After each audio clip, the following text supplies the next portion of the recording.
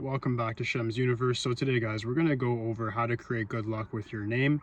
So in Chaldean numerology, what they've done is they've made a way in which you can create a science with how to manufacture good luck.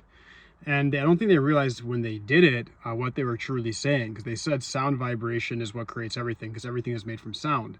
If you look more into the science of that, you realize that everything is a vibration, nothing's actually real, and sound, the ohm and everything, is what actually permeates and creates reality. So moving on from that, you have to understand that the name that you go by, the name that people call you, that name that people always say to you, is the name that matters the most. Now in Pythagorean, they have a very good point as well, because they'll say, hey, the name that you were born with is like a life theme. It's an expression number for you. It's how you're supposed to express yourself. It's how you're supposed to be successful. It's your prior life path. It's your strengths and weaknesses. Those things definitely matter as well. But when you want to create a name now that people call you, you want to use Chaldean calculators to do this. And you want to make sure that it has a good semblance with both the birth and the life path number. Now, what do I mean by that? In the past couple of weeks, I've gone over the idea of trines with you. When I say 147, 258, 369, right? Those numbers give each other good luck in each trine. 1, 4, and 7. You get a person that's a life path 1, life path 4, life path 7 working in a company together or working on the same team, they're going to win. You get a life path 11, life path 5, life path 8, they're going to win. A 3, 6, 9 life path combination, they're going to win. You see what I'm saying? So they're going to have that compatibility. Things are going to happen naturally. They're going to have natural spurts of good luck.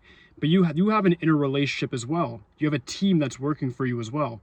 And that 3-person team is your birth number, your life path number, and that name number. Now, with the expression number, a lot of people get this confused. They go to these numerologists online. They tell you, oh, hey, why don't you change your name in government papers? When it's like, but what are people calling you?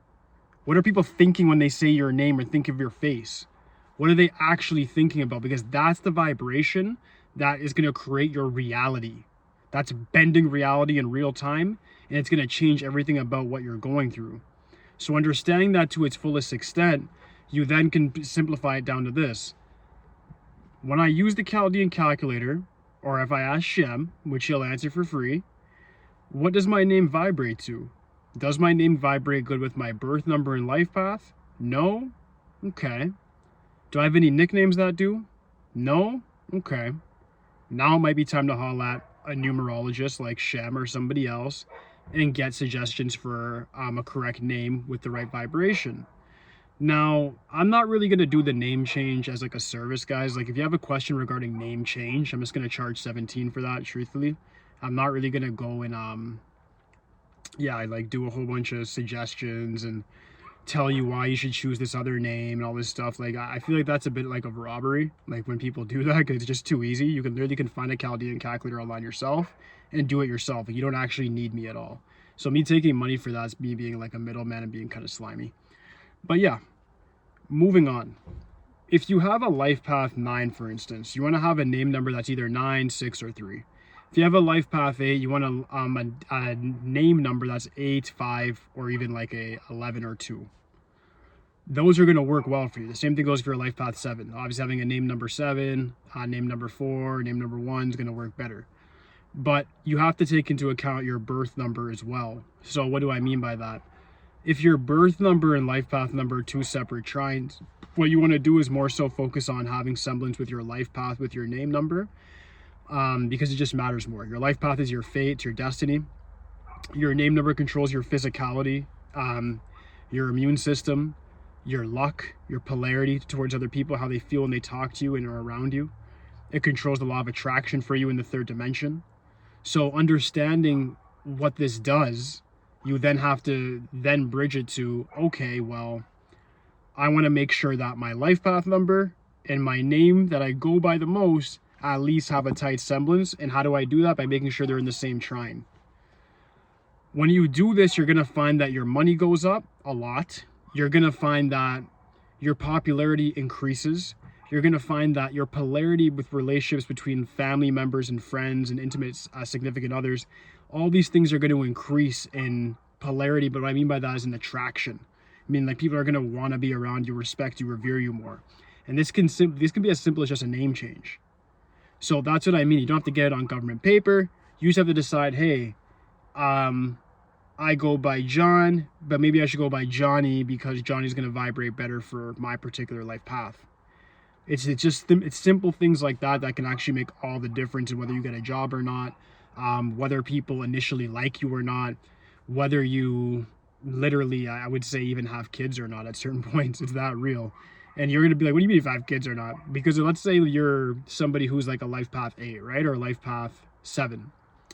Those two life paths are popular for like not having good marital relationships, even common law, anything like that. 7's too spiritual, detached. They're no fun to be around. That's what they'll say stereotypically. And then the life path 8's too materially focused or driven. So if they're not rich, they don't really have time for relationships. It's all business. So when you have a name number 5 that you go by, for instance, as a life path 8, that's going to work a lot better for you in respects to being attractive, because the 5 is an attractive number, which will then lead to getting married and having kids. Whereas if you just have a name number that's maybe a 1 or a 4, that's just extra karmic energy on yourself, where you're just going to be frustrated, and not have good relations with other people. Same thing goes with the example I gave with the life path 7. The life path 7, if they have a name number that's like 9, that's an enemy to them, then they're going to be very unhappy. Right? But if they have a name number that's 4, it's going to ground their energy. They're not going to get any addictions because that 4 is going to ground that 7 energy, not make them so delusional, and put them more in a realm where they're looking at reality and being pragmatic.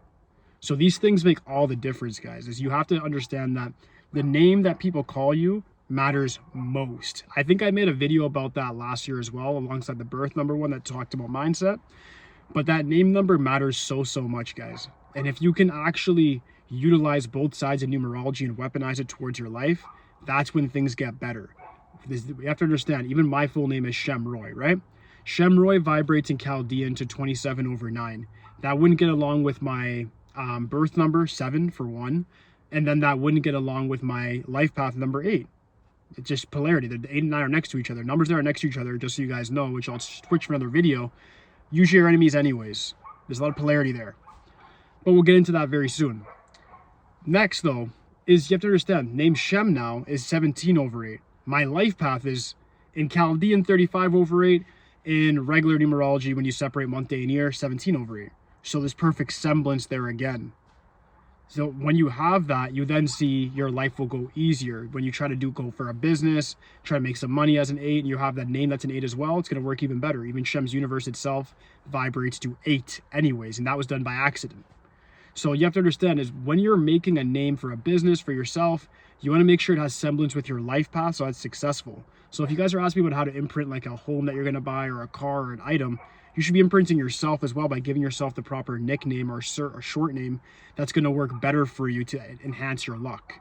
You accompany that with like good luck with colors, certain gems and so forth, then you're going to be good to go, guys. That's all it really takes, is looking at these little glitches that I've been giving you guys, putting it all together, utilizing both sides of numerology and their belief system, making sure you're checking all the boxes, and you're good to go.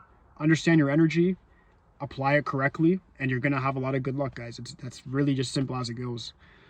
Thank you guys so much for your time today. I'll be back on the weekend with a couple more videos, a little bit more enhanced when it comes to astrology. Look forward to seeing you guys. Peace.